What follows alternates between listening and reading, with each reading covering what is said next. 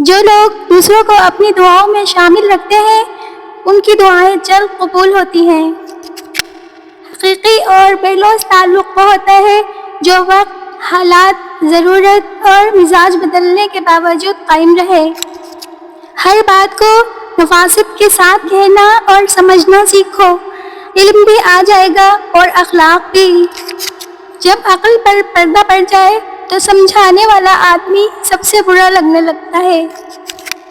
زندگی یہ نہیں کہ آپ کتنے امیر، کتنے مشہور اور کتنے دلکش ہیں۔ زندگی یہ ہے کہ آپ کتنے اوریجنل، کتنے عاجز اور کتنے مہربان ہیں۔ حاسد مزاج لوگ ان کتوں کی طرح ہوتے ہیں جو ہر اس سوار کا پیچھا کرتے ہیں جو ان سے تیز رفتار ہوتا ہے۔ آپ سے محبت کرنے والا شخص آپ کو سنے بغیر ایک دن بھی نہیں رہ سکتا۔ کوئی بھی اپنی زندگی میں اتنا مصروف نہیں ہوتا کہ وہ اپنے کسی خاص شخص کے لیے چند لمحے نہ نکال سکے، اس لیے بے وقوف بننا چھوڑ دیں۔ دنیا تعلیم یافتہ لوگوں سے بھر گئی مگر انسانیت سے خالی ہو گئی۔ پہلے دو لوگ لڑتے تھے تو تیسرا صلح کراتا تھا، اب تیسرا ویڈیو بناتا ہے۔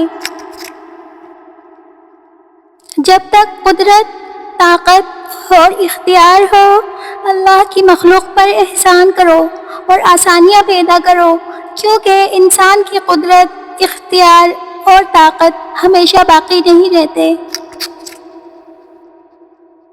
زندگی چاہے آپ کو کتنا بھی تھکا دے لیکن کھڑے رہنا پڑتا ہے، اس لیے کہ کچھ لوگ آپ سے ٹیک لگائے ہوتے ہیں۔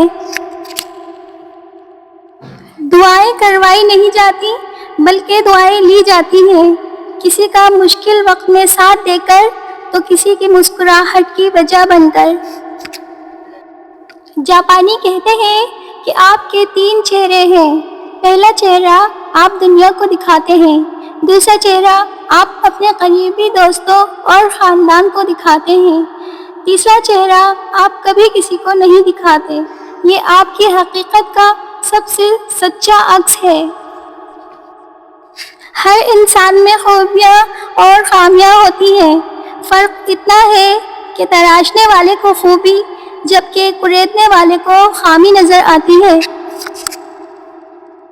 جب انصاف میں طاقت نہیں ہوتی تو چوروں، ڈاکوؤں، قاتلوں کے پاس طاقت ہوتی ہے۔ حضرت علی رضی اللہ تعالی عنہ فرماتے ہیں کہ پسند اس کو نہ کرو جو دنیا میں سب سے زیادہ حسین ہو، پسند اس کو کرو جو تمہاری عزت کرتا ہو۔ زندگی میں اگر آپ کو کوئی روکنے ٹوکنے والا ہے تو اس کے احسان مند رہیں، کیونکہ جس باغ کا مالی نہیں ہوتا وہ بڑی جلدی اجڑ جاتا ہے۔ کچھ لوگوں کو تاحیات اعتکاف میں بیٹھنا چاہیے تاکہ لوگ ان کے شر سے محفوظ رہیں۔ عزت جب عزتوں کے مالک نے دی ہو تو کسی کے برا چاہنے سے کیا فرق پڑتا ہے۔